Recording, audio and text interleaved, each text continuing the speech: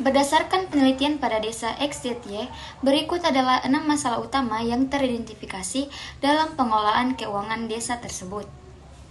Yang pertama yaitu perencanaan program. Perencanaan program desa tidak sinkron antara RPJMDes, RKPDes, dan APBDes. Hal ini menyebabkan program yang dilaksanakan tidak sesuai dengan kebutuhan prioritas masyarakat dan mengakibatkan penggunaan anggaran yang tidak efektif. Ketidaksinkronan ini mengidentifikasi lemahnya koordinasi antara aparatur desa dalam proses perencanaan. Nah, yang kedua yaitu keterlambatan pencairan dana.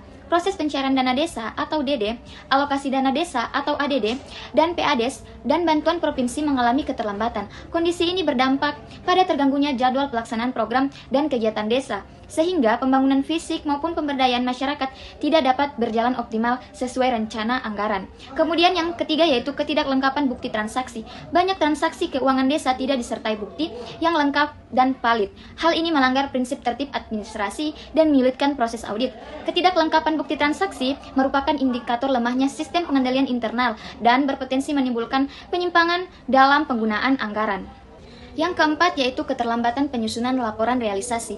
Laporan realisasi anggaran tidak disusun dan disampaikan tepat waktu sesuai ketentuan yang berlaku. Keterlambatan ini menghambat proses evaluasi kinerja keuangan desa secara berkala dan menyulitkan pemangku kepentingan dalam melakukan pembinaan dan pengawasan yang efektif. Dan yang kelima yaitu minimnya transparansi. Informasi APBDes kepada masyarakat. Masyarakat desa tidak mendapatkan informasi yang memadai mengenai APBDes, baik dari sisi pendapatan, belanja, maupun pembiayaan. Keterbukaan informasi yang rendah ini melanggar prinsip transparansi dan partisipasi, serta menurunkan kepercayaan masyarakat terhadap pemerintah desa. Nah, yang terakhir yaitu konflik kepentingan dalam penentuan prioritas program. Terdapat indikasi konflik kepentingan dalam proses penentuan prioritas program desa. Kondisi ini berpotensi mengakibatkan program yang dipilih tidak mencerminkan kebutuhan nyata masyarakat, melainkan kepentingan kelompok tertentu, sehingga melanggar prinsip partisipatif dan akuntabilitas. Nah, dari tabel ini menunjukkan risiko yang muncul jika permasalahan pengelolaan dana desa tidak diperbaiki. Dalam jangka pendek, dampaknya berupa keterlambatan kegiatan, masalah administrasi, dan menurunnya kepercayaan masyarakat. Sedangkan dalam jangka panjang dapat menyebabkan pemborosan anggaran, sanksi hukum, pengurangan dana desa, konflik sosial, hingga korupsi dan rusaknya tata kelola desa. Permasalahan dalam pengelolaan dan pelaksanaan pemerintah desa dapat menimbulkan dampak bagi masyarakat, kinerja pemerintah desa, serta tingkat akuntabilitas publik dalam penyelenggaraan pemerintah desa. Yang pertama yaitu dampak terhadap masyarakat. Masyarakat tidak menerima manfaat pembangunan secara optimal karena program tidak sesuai prioritas kebutuhan. Yang kedua yaitu kesejahteraan masyarakat terhambat akibat keterlambatan realisasi program prioritas desa. Yang ketiga yaitu kepercayaan masyarakat terhadap pemerintah desa menurun drastis dan berpotensi memicu konflik sosial. Dan yang terakhir yaitu hak masyarakat atas informasi publik terabaikan dan tidak terpenuhi sebagaimana mestinya. Adapun dampak terhadap pemerintah desa. Yang pertama yaitu aparatur desa berisiko mendapat sanksi administrasi hukum bahkan pidana korupsi dari aparat penegak hukum. Yang kedua yaitu kinerja pemerintah desa dinilai buruk oleh pemerintah kabupaten atau kota dalam evaluasi tahunan pemerintah desa. Yang ketiga yaitu alokasi dana desa pada tahun berikutnya berpotensi dikurangi karena kinerja realisasi yang rendah. Kemudian yang keempat yaitu reputasi kepala desa dan perangkat desa tercoreng di mata masyarakat dan pemerintah di atasnya. Kemudian yaitu dampak terhadap akuntabilitas publik. Yang pertama yaitu fungsi pengawasan BPD atau Badan Permusyawaratan Desa dan masyarakat menjadi tidak efektif dan tidak bermakna. Kemudian standar akuntabilitas keuangan desa tidak terpenuhi sesuai regulasi yang berlaku di Indonesia. Dan yang ketiga yaitu laporan pertanggungjawaban desa tidak dapat diverifikasi kebenarannya oleh auditor internal maupun eksternal. Kemudian yang terakhir yaitu citra tata kelola desa di tingkat regional dan nasional memburuk serta menurunkan indeks pembangunan desa.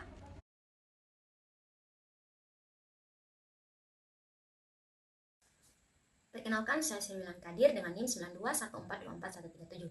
Selanjutnya saya akan membahas terkait identifikasi masalah umum. Berdasarkan analisis kebutuhan masyarakat dan prinsip tata kelola desa yang baik, ada 8 program prioritas tahun anggaran 2026 yang dirancang secara transparan berdasarkan kebutuhan dari masyarakat. Di mana yang pertama yaitu pembangunan perbaikan jalan desa sebesar 150 juta. Yang kedua, pengembangan BUMDes dan UMKM lokal sebesar 80 juta. Yang ketiga, peningkatan layanan kesehatan sebesar 60 juta. Yang keempat, peningkatan kualitas pendidikan, PAUD dan beasiswa sebesar 50 juta. Yang kelima, digitalisasi administrasi desa sebesar 40 juta. Yang keenam, pemberdayaan perempuan dan kelompok rentan sebesar 35 juta. Yang ketujuh, pengelolaan lingkungan dan sanitasi sebesar 45 juta. Yang ke-8 dan yang terakhir yaitu penguatan kapasitas aparatur desa sebesar 25 juta.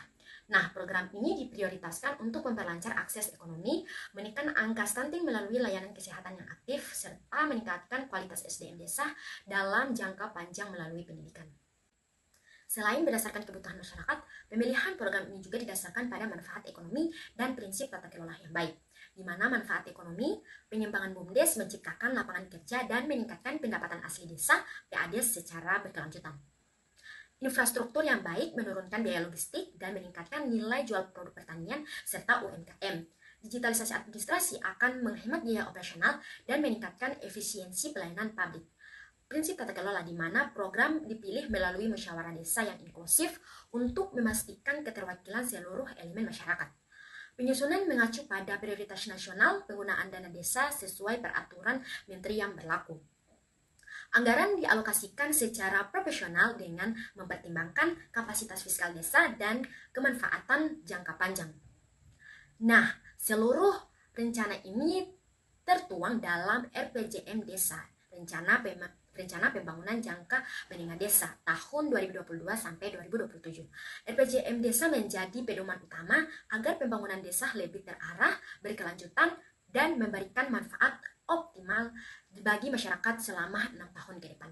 Adapun visi misi dan rencana pembangunan desa tahun 2022 hingga 2027, di mana visi terwujudnya desa sejahtera, transparan, dan berdaya saing berbasis potensi lokal pada tahun 2027.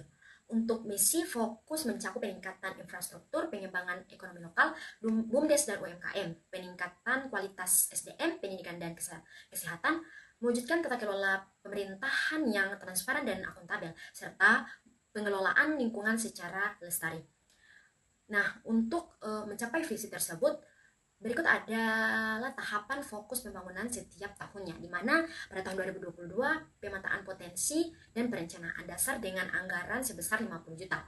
Untuk tahun 2023 pembangunan infrastruktur dasar dengan anggaran sebesar 200 juta. Untuk tahun 2024 penguatan BUMDes dan ekonomi lokal dengan anggaran sebesar 150 juta. Pada tahun 2025, peningkatan SDM dan layanan sosial dengan anggaran sebesar 160 juta. Pada tahun 2026, digitalisasi dan tata kelola modern dengan anggaran sebesar 185 juta. Dan untuk tahun 2027, kemandirian desa dan evaluasi akhir dengan anggaran sebesar 120 juta. Rencana angka menengah ini adalah panduan untuk memastikan pembangunan desa yang berkelanjutan dan terarah hingga tahun 2027. Selanjutnya mari kita tinjau rancangan RKPDes tahun 2026 yang mencakup detail pelaksanaan kegiatan. Rencana kegiatan 2026 pengaspalan jalan RT 01 sampai 05 sepanjang 500 meter dilaksanakan pada Januari sampai Maret 2026 oleh Kasih Pembangunan BUMDes Mandiri. Membentuk satu unit usaha baru di kantor BUMDes dijadwalkan pada Februari sampai April 2026 oleh Direktur BUMDes. Revitalisasi posyandu 5 unit tersebar di 5 dusun periode Maret sampai Mei 2026 di bawah tanggung jawab Kasih Kesra. Implementasi sistem digital desa dilaksanakan di kantor desa periode April sampai Juni 2026 oleh Sekretaris Desa. Pelatihan UMKM dan perizinan lokal diikuti 50 peserta di Balai Desa pada Juni sampai Juli 2026 oleh Kasih Pemberdayaan. Rencana kerja ini telah disusun dengan jadwal dan penanggung jawab yang jelas untuk memastikan setiap program berjalan efektif sepanjang tahun 2026. Dan yang terakhir, prioritas APBDes tahun 2026 yang menunjukkan keseimbangan antara pendapatan dan belanja desa. Pendapatan dan belanja desa di mana total pendapatan desa mencapai 1 miliar 90 juta yang bersumber dari dana desa 41,3%, ADD 26,2%, bantuan provinsi 21,6%, dan pendapatan asli desa 11,0%. Total belanja desa dialokasikan sebesar 1 miliar 40 juta yang terbagi dalam belanja pegawai 11,0%, belanja barang atau jasa 35,3%, dan belanja modal 49,1%. Terdapat surplus sebesar 50 juta atau sekitar 4,6% dari total anggaran. Dengan struktur anggaran yang surplus ini, kita optimis seluruh program pembangunan desa di tahun 2026 dapat berjalan dengan optimal dan berkelanjutan.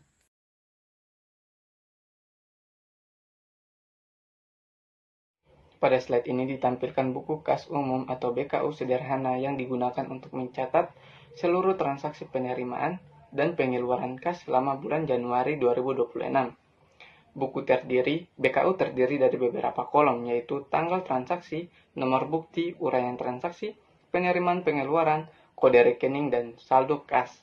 Saldo awal kas pada tanggal 3 Januari 2026 sebesar 50 juta, kemudian pada tanggal 5 Januari diterima dana desa tahap 1 sebesar 150 juta, sehingga saldo kas menjadi 200 juta. Selanjutnya terdapat beberapa pengeluaran seperti pembayaran honorarium staf sebesar 12 juta dan pembelian ATK kantor desa sebesar 3.500.000 yang mengurangi saldo kas.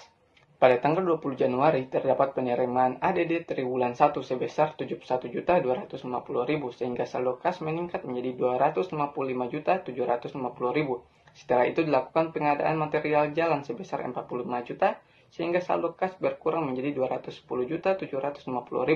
Berdasarkan pencatatan tersebut, saldo akhir kas pada 31 Januari 2026 sebesar 210.750 juta yang berfungsi sebagai alat pengendalian pertanggungjawaban keuangan karena seluruh arus kas masuk dan keluar tercatat secara sistematis dan transparan. Selanjutnya, slide ini ditampilkan contoh format bukti transaksi, yaitu bukti pengeluaran kas yang digunakan sebagai dokumen pendukung setiap pengeluaran dana desa. Dokumen ini berfungsi sebagai alat pertanggungjawaban dan bukti bahwa suatu transaksi telah benar-benar terjadi. Di dalamnya terdapat beberapa informasi penting seperti nomor bukti, tanggal transaksi, pihak yang menerima pembayaran, keperluan pengeluaran, kode rekening, serta jumlah uang yang dibayarkan.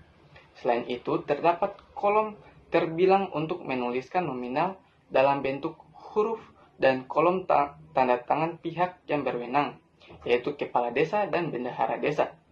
Dengan adanya bukti transaksi ini, setiap pengeluaran kas dapat dicatat secara akurat, mudah ditelusuri, serta mendukung transparansi dan akuntabilitas dalam pengelolaan keuangan desa. Selanjutnya, slide ini ditampilkan rekapitulasi penerimaan dan pengeluaran keuangan desa selama tahun anggaran 2026. Pada bagian penerimaan, sumber dana berasal dari dana desa tahap 1 dan 2 sebesar 300 juta, alokasi dana desa sebesar 285 juta, pendapatan asli desa sebesar 120 juta, dan bantuan provinsi sebesar 235 juta. Dengan demikian, total penerimaan desa mencapai 940 juta. Sementara itu, pengeluaran desa terdiri atas belanja pegawai sebesar 120 juta, belanja barang dan jasa sebesar 185 juta, serta belanja modal sebesar 35 juta. Total pengeluaran yang telah direalisasikan sebesar 840 juta. Berdasarkan perbandingan antara total penerimaan dan total pengeluaran, diperoleh selisih saldo sebesar 100 juta yang masih tersedia hingga September 2026. Rekapitulasi ini memberikan gambaran mengenai kondisi keuangan desa dan membantu memastikan bahwa pengelolaan dana dilakukan secara transparan, efektif, dan dapat dipertanggungjawabkan. Untuk slide selanjutnya, disajikan rekap pendapatan dan belanja desa berdasarkan anggaran realisasi, sisa anggaran, serta presentasi realisasinya. Dari sisi pendapatan, total anggaran sebesar 1.090 juta, dengan realisasi sebesar 915 juta, atau 83,9% dari target yang telah ditetapkan. Sumber pendapatan dengan realisasi tertinggi adalah alokasi dana desa atau ADD dan bantuan provinsi yang masing-masing telah mencapai 100%. Sementara itu, pendapatan asli desa terrealisasi sebesar 79,2% dan dana desa sebesar 66,7%. Pada sisi belanja, total anggaran sebesar 1.040 juta dengan realisasi sebesar 655 juta atau 63% dari total belanja negara. Belanja pegawai telah terrealisasi sebesar 75%, belanja modal sebesar 71%, sedangkan belanja barang dan jasa baru mencapai 48,1%, sehingga masih terdapat sisa anggaran yang cukup besar. Berdasarkan data tersebut, desa mencatat surplus anggaran sebesar 260 juta yang menunjukkan bahwa realisasi pendapatan masih lebih besar dibandingkan realisasi belanja pada periode pelaporan ini. Rekapitulasi ini digunakan untuk mengevaluasi kinerja pengelolaan keuangan desa dan memantau tingkat pencapaian anggaran yang telah direncanakan. Pada slide ini menampilkan desain papan informasi APBDes atau papan transparansi anggaran, pendapatan dan belanja desa. Papan informasi ini dibuat sebagai bentuk keterbukaan pemerintahan desa kepada masyarakat mengenai pengelolaan keuangan desa. Di dalamnya terdapat informasi mengenai sumber-sumber pendapatan desa, seperti pendapatan asli desa, dana desa, alokasi dana desa, bantuan keuangan dari pemerintah, provinsi maupun kabupaten. Selain itu, ditampilkan juga alokasi belanja desa yang meliputi belanja pegawai, belanja barang dan jasa, serta belanja modal untuk pembangunan fisik dan pengadaan aset desa. Pada bagian bawah terdapat informasi mengenai surplus anggaran dan silpa atau sisa lebih pembiayaan anggaran, sehingga masyarakat dapat mengetahui kondisi keuangan desa secara lebih jelas. Melalui papan informasi ini, masyarakat dapat mengawasi penggunaan anggaran desa, meningkatkan transparansi, serta mendorong akuntabilitas pemerintah desa dalam mengelola dana yang ada.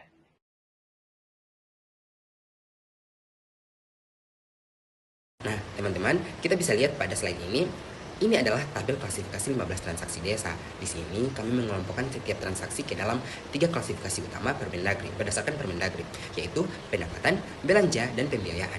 Kami juga menyusun kode rekening secara sistematis. Untuk transaksi 1 sampai 5 adalah pos pendapatan dengan kode kepala awal 1.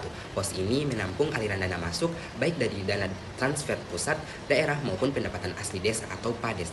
Nah, untuk transaksi 6 sampai 14 dimasukkan ke pos belanja dengan kode kepala 2. Pada bagian ini, kami membaginya lagi menjadi 3 subklasifikasi penting, yaitu belanja pegawai untuk honor, belanja barang dan jasa untuk operasional kantor dan posyandu, serta belanja modal untuk pembangunan fisik seperti pengaspalan jalan dan gedung posyandu. Dan yang terakhir, transaksi 15 diklasifikasikan sebagai pembiayaan atau kode kepala 3. Spesifikasinya adalah pengeluaran pembiayaan berupa penyertaan modal pemerintah desa ke BUMDes sebesar 30 juta rupiah. Sekarang kita bedah lebih detail pada tabel rekap pendapatan desa. Dari simulasi yang dilakukan, total pendapatan yang berhasil dihimpun oleh desa XZT adalah sebesar 364.750.000. Sesuai dengan prinsip akuntansi desa, pendapatan ini dikelompokkan berdasarkan sumbernya. Kontributor terbesar berasal dari dana transfer, yaitu dana desa tahap 1 sebesar 150 juta dan bantuan provinsi untuk program sanitasi sebesar 120 juta. Selain itu, desa juga mulai mandiri dengan menghasilkan PADES melalui sewa tanah kas desa sebesar 15 juta dan restribusi pasar desa sebesar 8,5 juta rupiah. Selanjutnya, mari kita lihat bagaimana dana tersebut dialokasikan pada tabel rekap belanja desa. Total belanja yang dikeluarkan dalam simulasi ini sebesar Rp205.850.000. Pengalokasian belanja ini dibagi secara proporsional. Belanja untuk pegawai sebesar Rp12 juta untuk pembayaran honor rutin, kades, dan perangkat desa. Belanja barang dan jasa sebesar Rp11.350.000 untuk operasional seperti ATK, listrik, dan logistik posyandu. Dan porsi terbesar diletakkan pada belanja modal, yaitu sebesar Rp182,5 juta rupiah. Hal ini menunjukkan bahwa anggaran desa difokuskan secara optimal untuk pembangunan fisik yang berdampak jangka panjang bagi warga, seperti material jalan dan gedung posyandu. Sebagai penutup dari saya, ini adalah tabel perhitungan saldo kas air sementara untuk melihat posisi likuiditas atau sisa uang di kas desa. Perhitungannya sangat logis dan akuntabel. Kita mulai dari saldo kas awal dana sebelum simulasi, yaitu sebesar Rp50 juta. Kemudian ditambah dengan total pendapatan dari transaksi 1 sampai 5 sebesar Rp364.750.000. Lalu dikurangi total belanja transaksi 6 sampai 14 sebesar Rp205.850.000. Dan dikurangi pengeluaran pembiayaan untuk modal BUMDes sebesar Rp30 juta. Sehingga diperoleh saldo kas akhir sementara sebesar Rp178.900.000. Posisi saldo ini terkendali dan mencerminkan bahwa penatausahaan keuangan desa berjalan dengan surplus yang sehat dalam simulasi ini. Itu saja dari saya. Mohon maaf bila ada kata yang salah. Terima kasih.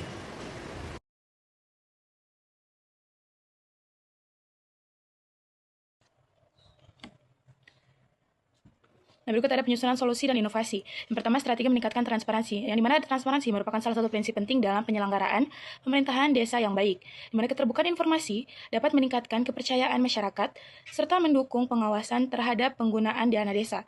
Nah, berikut adalah strategi yang dapat diterapkan untuk meningkatkan transparansi. Yang pertama adalah memasang papan informasi APBDes di lokasi yang strategis dan memperbaruinya secara berkala. Kemudian yaitu menyebarkan informasi APBDes kepada seluruh warga di awal tahun anggaran. Kemudian yang ketiga adalah memanfaatkan website atau media sosial desa untuk publikasi anggaran dan pembangunan. Kemudian yang keempat adalah mengadakan forum warga secara rutin untuk menyampaikan realisasi anggaran. Dan yang terakhir adalah menggunakan aplikasi Siskeodes untuk mendukung pemantauan anggaran yang lebih transparan. Yang kedua adalah strategi meningkatkan partisipasi masyarakat, yang dimana partisipasi masyarakat memiliki peran penting dalam mendukung keberhasilan pembangunan desa. Nah, keterlibatan masyarakat dapat membantu pemerintah desa dalam menyusun program yang sesuai dengan kebutuhan warga. Berikut adalah strategi yang dapat diterapkan untuk meningkatkan partisipasi masyarakat. Nah, yang pertama yaitu menyelenggarakan musyawarah desa yang melibatkan seluruh elemen masyarakat. Kemudian yaitu membentuk tim untuk menjaring aspirasi warga sebelum penyusunan RKPDes. Kemudian menyediakan kotak saran dan saluran pengaduan online yang dikelola secara aktif. Kemudian melibatkan masyarakat dalam pengawasan pelaksanaan proyek desa. Dan yang terakhir melakukan sosialisasi mengenai mekanisme partisipasi dalam perencanaan desa. Yang selanjutnya adalah sistem pengarsipan dokumen yang tertib. Pengarsipan dokumen yang tertib diperlukan untuk mendukung administrasi dan pertanggungjawaban pemerintahan desa. Dokumen yang tersimpan dengan baik akan memudahkan proses pengawasan, pemeriksaan, dan pencairan data. Berikut adalah langkah-langkah yang dapat diterapkan untuk mewujudkan sistem pengarsipan dokumen yang tertib. Yang pertama itu penerapan sistem pengarsipan fisik berbasis kronologis dengan klasifikasi per jenis dokumen, seperti pendapatan, belanja, perencanaan, dan laporan pertanggungjawaban. Kemudian setiap bukti transaksi wajib di-scan dan disimpan dalam folder digital berformat PDF dengan penamaan standar seperti tanggal, nomor bukti, uraian singkat. Kemudian ada pembuatan buku register bukti transaksi yang mencatat nomor, tanggal, dan lokasi penyimpanan setiap dokumen keuangan desa. Kemudian yaitu backup digital seluruh dokumen keuangan minimal sebulan sekali ke cloud storage atau hard disk eksternal yang aman dan terenkripsi. Kemudian terakhir itu penunjukan bendahara desa sebagai penanggung jawab arsip keuangan dengan pengawasan langsung dari sekretaris desa sebagai pengendali. Nah, berikutnya ada strategi mencegah keterlambatan pencairan dana. Nah, pencairan dana yang tepat waktu sangat penting untuk menjamin kelancaran pelaksanaan program desa. Keterlambatan pencairan dana dapat menghambat kegiatan pembangunan dan pelayanan kepada masyarakat. Berikut adalah strategi yang dapat diterapkan untuk mencegah keterlambatan pencairan dana. Yang pertama, menyusun dan mengajukan DPA tepat waktu sesuai ketentuan yang berlaku, kemudian membuat kalender pencairan dana dan jadwal administrasi secara terencana, kemudian melakukan koordinasi aktif dengan instansi terkait sejak awal tahun anggaran, kemudian menyiapkan seluruh dokumen persyaratan pencairan lebih awal, dan yang terakhir memanfaatkan saldo kas desa atau dana cadangan untuk menjaga kelancaran operasional. Yang terakhir adalah pemanfaatan digitalisasi administrasi desa. Dan perkembangan teknologi memberikan peluang bagi pemerintah desa untuk meningkatkan kualitas pelayanan dan administrasi. Digitalisasi dapat membantu mempercepat proses kerja, serta meningkatkan efektivitas pengelolaan data desa. Berikut adalah upaya yang dapat dilakukan untuk mengoptimalkan pemanfaatan digitalisasi administrasi desa. Yang pertama, menggunakan aplikasi Siskeudes untuk pengelolaan keuangan desa yang terintegrasi. Kemudian, memanfaatkan sistem informasi desa atau SID untuk administrasi dan pelayanan masyarakat. Kemudian, menerapkan e-absensi dan sistem kepegawaian digital bagi aparatur desa. Kemudian, menyelenggarakan pelatihan literasi digital bagi aparatur desa secara berkala. Dan yang terakhir, membentuk unit pengelola teknologi untuk mendukung pemeliharaan dan pembangunan sistem informasi desa. Nah, kesimpulannya adalah desa yang diteliti menghadapi 6 permasalahan utama yang saling berkaitan, yaitu ketidaksinkronan perencanaan, keterlambatan pencairan dana, ketidaklengkapan bukti transaksi, keterlambatan laporan realisasi, minimnya transparansi APBDes, dan konflik kepentingan. Apabila tidak segera ditangani, permasalahan ini dapat berujung pada sanksi hukum, penurunan dana desa, dan hilangnya kepercayaan masyarakat. Rancangan Perencanaan Desa tahun 2026 yang disusun telah memperhatikan keseimbangan antara kebutuhan masyarakat, potensi ekonomi desa, dan prinsip tata kelola yang baik, dengan total APBD sebesar 1 miliar 90 juta yang bersumber dari dana desa, alokasi dana desa, pendapatan asli desa, dan bantuan provinsi. Dokumen penata usahaan yang dirancang seperti BKU, bukti transaksi, rekap penerimaan dan pengeluaran, LRA, dan papan informasi APBDes merupakan instrumen krusial untuk mewujudkan administrasi keuangan desa yang tertib, transparan, dan akuntabel sesuai regulasi. Berikut rekomendasi yang dapat diberikan. Yang pertama, pemerintah desa segera mengimplementasikan Siskeudes sebagai platform pengelolaan keuangan desa yang terintegrasi dan tersandar secara nasional. Kemudian yang kedua, Kepala Desa menerbitkan peraturan desa tentang transparansi dan partisipasi sebagai dasar hukum penyelenggaraan, musyawarah, dan publikasi APBDes kepada warga. Yang ketiga, dilakukan pelatihan intensif bagi bendahara desa, sekretaris desa, dan seluruh kepala seksi tentang akuntansi desa, pengelolaan arsip, dan penggunaan sistem digital. Kemudian yang keempat, BPD atau Badan Permusyawaratan Desa mengoptimalkan fungsi pengawasan dengan melakukan review laporan realisasi anggaran, triwulanan, dan mempublikasikannya kepada masyarakat. Dan yang terakhir, pemerintah kabupaten memberikan pendampingan teknis berkala kepada desa tersebut dalam rangka peningkatan kapasitas tata kelola keuangan desa secara menyeluruh.